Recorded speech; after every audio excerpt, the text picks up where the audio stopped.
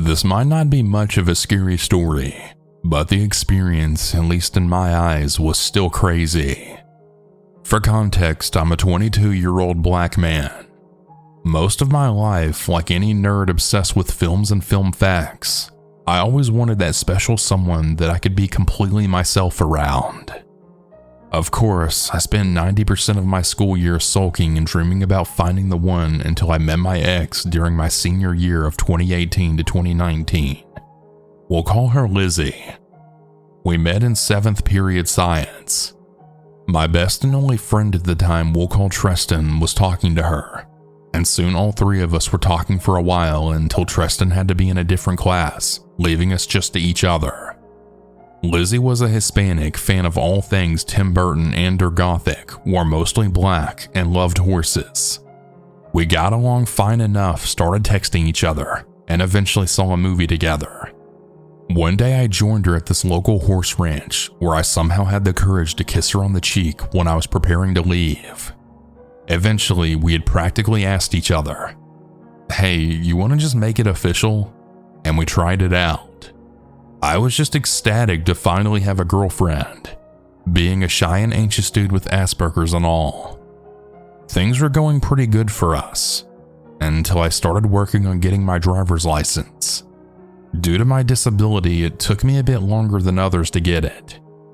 I wanted to work on getting it because my mom was always having to drive me to places when she needed to be sleeping because working at UPS really took a toll on her slumber. Unfortunately, trying to do right by my own mother was apparently selfish, according to Lizzie. At this point in the relationship, anything I did that didn't directly benefit her was a con and not a pro. When it came to me getting a license and car, she was jealous because her folks had her give up her license for some insurance-related reason. I'm not really knowledgeable with that.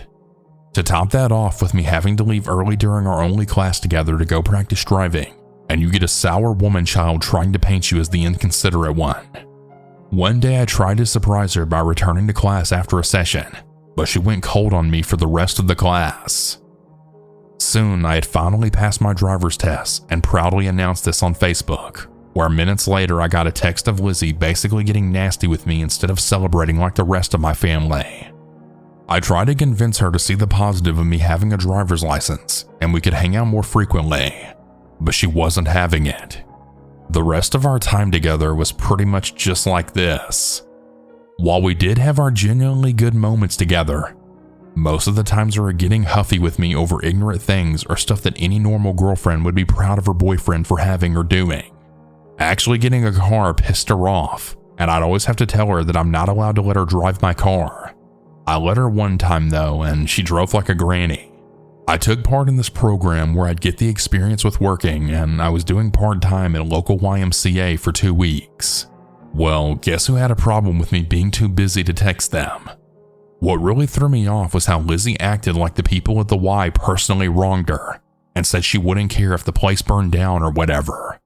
To this day, the family and I often called her Wednesday if you sucked out all of the likability. Hell, she even got mad if I did anything simple without her. My mom got me into the John Wick films before the third one came out, and Lizzie joined us when we went to see it. This girl, the same girl who unironically enjoyed Leprechaun and Dracula Untold, nearly ruined my experience with the movie with her cynicism toward the action. I don't mind differing opinions, but she was being pretty bitchy with her attitude. I didn't want to deal with that again when I wanted to see Toy Story 4 and decided to just see it alone. Despite her not being a fan of that franchise, Lizzie flipped out on me, asked for any new movie I saw alone at the time, and told me to fuck off through text. And on top of that, she was bleeding me dry of my money that I earned from my time at the Y with all the movies that I took us to see, but she still opposed me looking for a job. Speaking of texting, she practically had me on a schedule with it. From 10 a.m. to 10 p.m., she'd always poke in if I didn't message her within 5 minutes. It also didn't help that most messages don't come through on her end, and she kept saying, "Where'd you go?" Simply going to the store to get things for my mom or myself ticked her off, asking things like, "Why can't she get it herself?" And I'd just say, "Because I'm trying to be a good son here." I'm a simple guy that doesn't ask for much, but when my mom gives me gifts just because, Well, Lizzie looks at that and labels me as spoiled. Now, my mom is a very observant woman and can easily pick people apart. She concluded that random acts of kindness was totally foreign to Lizzie because her own mother doesn't show as much love or care toward her as mine does to me, and whenever I pick her up from her house, I could feel that unpleasant aura. I know. Why didn't you drop that toxic mess? You probably asked that at the first syllable of this story. Like every other poor soul, in this case, I just didn't have the best self-esteem, and I tried all I could to make it work. I had so much pent-up love that I wanted to give. I was addicted to being affectionate with her publicly and privately, and I thought I could make her see reason to things and calm the fuck down. That, and she constantly told me that she had frequent nightmares of me breaking up with her, which made me wanting to officially break up with her later on a real struggle. I'm so thankful my mom was there to always tell me that I wasn't the one in the wrong in the relationship. She always told me my older sister was waiting for an excuse to kick her ass because of how she treated me, which was the main reason why I was afraid of Lizzie taking things one step too far and hitting me. Luckily, she had never laid a hand on me, but she sometimes did be a little too blunt and honest. One time she basically called me an idiot using a quote from Scar from Lion King, which really hurt. Being called stupid even in a harmless and jokey way ends up making me upset. Around early 2020, before COVID really took off, Lizzie finally got a chance to try out for the military, the Marines to be exact, which she planned on doing since high school. Mom again predicted correctly that Lizzie was too emotionally unstable for it, and she messaged me saying that she didn't pass. Her behavior didn't improve much. Our tones often got sour, and we argued in front of friends a few times. I couldn't take it anymore. In the middle of summer that year, I had finally decided to tell her I just needed a break, and she kinda shrugged at it. She did ask a few times when that break would be over, but I didn't know how to answer that. Eventually, she had messaged me saying, "I'm kinda glad we broke up," and I just said okay.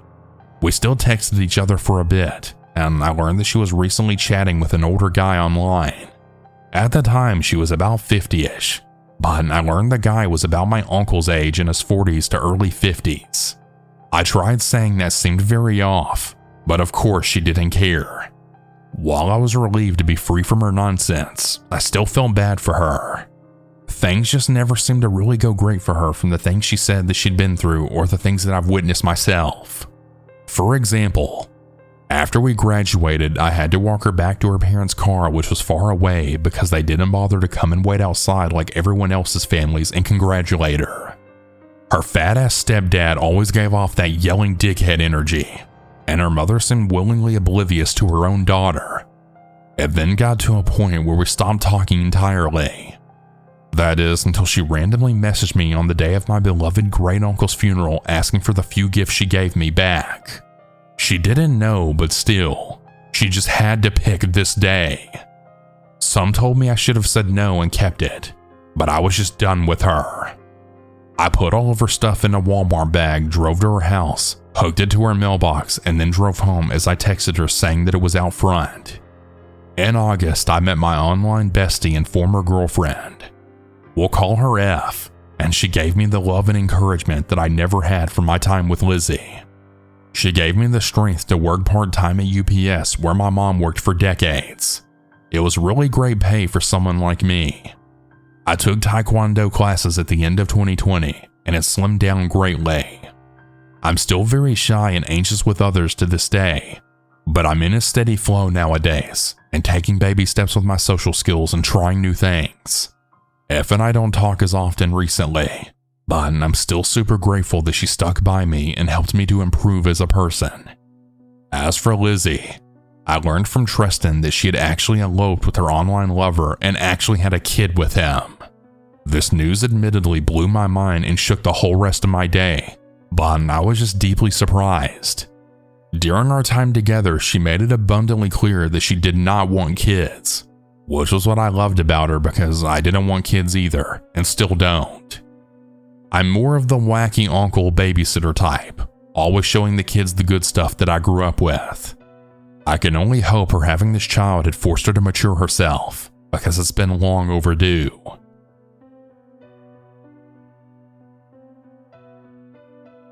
The story takes place during the COVID summer or summer of 2020. At the time, we were supposed to be freshmen in high school, but school let out early due to the virus. I'm from Idaho, and we live close to a reservation, so when we got close to the 4th of July, everyone goes out there to buy all of the illegal fireworks imaginable. Being as we were starting to get older, 2 of my friends and I decided that it was a great year to go to the reservation and spend a few $100s on fireworks for the holiday. Being the teenagers we were, we couldn't wait that extra week until the 4th to light off fireworks. We decided that we would all stay the night at my parents' house, and as soon as they went to bed, we were going to head to the garage and take a keg of fireworks. For those who don't know, a keg is like a firework that you light once, and then it shoots a bunch of different shots into the air that explode. It's one of those illegal fireworks that makes a lot of noise and light. We also grabbed some Roman candles for fun as well. My parents live in a suburban neighborhood, so we have a big park just a few blocks away that during the day has lots going on, but at night it's very quiet. However, it does have houses all around it, so it's definitely not isolated. We ran over to the park with our fireworks, and it was probably around midnight. When we got there, we had started lighting some little fireworks we brought with us that were loud before we went to a dark area and then lit the keg to watch it go off. It wasn't a huge keg, but definitely had at least 8 shots to it. As we lit it, we were standing by watching when one of my friends said that he heard someone yelling at us. No one else heard though, so we just dismissed what he said. Probably 30 seconds later, as we still had fireworks going off, we look a bit off to our side, and probably about 30 feet away, there was a man now coming at us. We then ran as soon as we saw him, being the dumb kids we were, and my friend dropped all of the fireworks we brought while running and then left them behind. Don't worry, this isn't even the scary part yet. The dude was probably just a dad getting mad while waking up his kids. Well, we ran all the way to the other side of the park, where there's sidewalks and a road with houses on the other side. This part has street lights, but we're far enough away from the guy that we thought we would be fine, and we just started walking out in the open to circle back for our fireworks. This park was a massive loop that you could walk around with streets all around it for houses. As we were walking down the road though, we weren't really worried about cars going by since we were pretty big kids who all played football throughout high school. We started to cross the street when a car passed us, and as soon as it did, and then slammed its brakes. As soon as that happened, we decided to run because we knew we were out late and we didn't want to be confronted by anyone. As we ran down the road away from the park, the car chased us and then went around the roundabout and back toward the road towards us. Keep in mind that this road had a divider, so they were on the other side of us after going all the way around the roundabout. When they got close to where we were, we ran into a yard behind some bushes.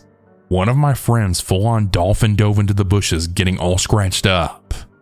The car then stopped on the other side of the divider when they got close, and a man screamed out of the window that he was going to get us.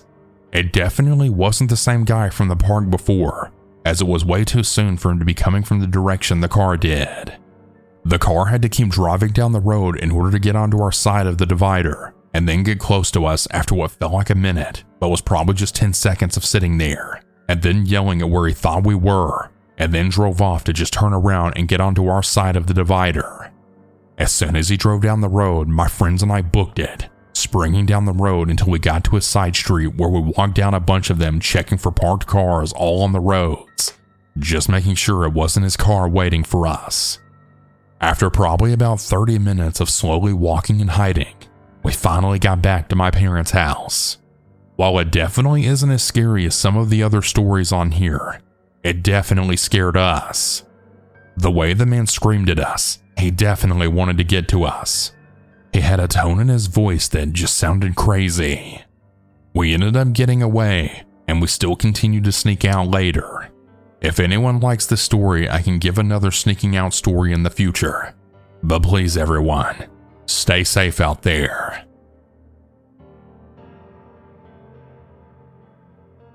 I'm a physician out of Western Massachusetts.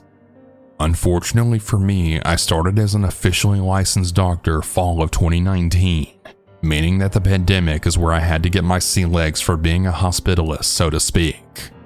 Being a new physician during the pandemic was harrowing for a lot of reasons, but this experience was by far the most disturbing I've had since I started practicing. As a bit of a preamble, I've never completely understood why people have such an intense fear of oblivion. If you were kidnapped, tortured, and eventually killed by Albert Fish, would you truly be interested in an afterlife where you retain that memory? Death is often very merciful because it's true erasure. You no longer have to live with terrible pain or haunting experiences. Trauma lives on only for those who can remember it. And as for hell, I think we're able to create something much worse than fire and brimstone, even with the best intentions. That is where this story comes in. During the height of the pandemic, a lot of non-ICU staff were being asked to help run the ICU because the volume of critically ill patients was so unbearable. Normally, I only work with hospitalized patients on the regular wards floor, but in December of 2021, I was drafted to be pseudo-ICU doc, much to my own dismay. The vast majority of our ICU patients were intubated. For those of you who are unfamiliar, this means that they have a breathing tube in because their lung tissue was completely non-functional. Despite what you might see on TV, most patients who are intubated are given sedating medications. They essentially sleep through the experience. This is both humane and therapeutic. We generally don't want people who are intubated to be trying to breathe on their own. It can essentially overinflate their lungs. The day this happened, it was like any other normal shift. The patient in question was a 60-year-old woman with no past medical history. She had been intubated for 2 weeks because her immune system had essentially shredded her lungs trying to eliminate her COVID infection. Pretty much the same story as everyone else, and like many others, she was slowly recovering. Her blood pressure, however, had really been a difficult thing to control. It had been dangerously low intermittently throughout her entire admission. Because of this, the sedating medication we used primarily was ketamine, which generally does not have an effect on your blood pressure, but it can be associated with dissociative reactions, which is a type of psychosis. When you've been on the ventilator for that long, your trachea actually starts to become rigid and inflexible. If that change happens, you can't really breathe without a ventilatory tube. Your body has essentially molded around this foreign instrument. Because of this, 2 weeks or so is when we decide whether or not you need to have a tracheostomy performed. Think of the smokers with a hole in their neck. This often has a very negative impact on a patient's life. So in an effort to see if she could breathe on her own, we began lowering her sedation. 30 minutes later, I heard it. Initially, I couldn't recognize the sound. It was like if you recorded the sound of a blender and then listened to it on cheap headphones. The sound was in high pitch, but at the same time it was a bit muffled and coarse. When I turned around, I saw this patient sitting up straight in bed. I gasped and I moved back slightly. That sound I heard was her screaming into her ventilatory tube. Not yelling, not hollering. She was screaming bloody murder through her ventilatory tube. Her eyes were bloodshot and bulging. It looked like she was also crying, but that may have been the artificial tears. Blood was also starting to leak down the corners of her mouth. Oropharyngeal and laryngeal trauma from her screaming so vigorously. Since she had COVID, there was no one in the room with her when she initially started screaming. This was part of the infection control. In order for us in healthcare to not contract COVID, we needed to essentially be in hazmat suits to interact with the COVID patient. We all rushed to get the proper equipment to enter her room. In that time, she had managed to completely pull out her ventilatory tube, to our conjoined horror. I'll never forget the thing she said when we got to bedside. She was pleading with us. "Please send me back. Please, please, this is all wrong. This is not who I am anymore. I don't want to be here. It hurts and it's wrong. I don't want them to notice I left. I want to go back. Please, please send me back." Mind you, she was saying this through the blood that was now leaking down her throat and up through her mouth from the trauma of removing the tube. We did eventually get the tube back in her after we gave her some emergency sedation, but the damage was already done. She died a few hours later. One family member was able to visit her at her bedside while she passed. We didn't have the heart to explain in full graphic detail what had happened. We only said that she took out her breathing tube and it caused a lot of damage. I don't know where our consciousness lies when we're sedated for that long, but I'm afraid of that place. Death is permanent, but it's also balanced and equal. Everyone rests in oblivion, unbound from the traumas of life. The hells that we can create, however, those places do not seem nearly as merciful. Hey everyone, that's about it for today's stories. If you have your own story that you would like to send, you can send it in at southerncannibal.com, or you can email it at southerncannibalstories@gmail.com. I look forward to telling your story. Have a good night or good day, everyone. And remember to always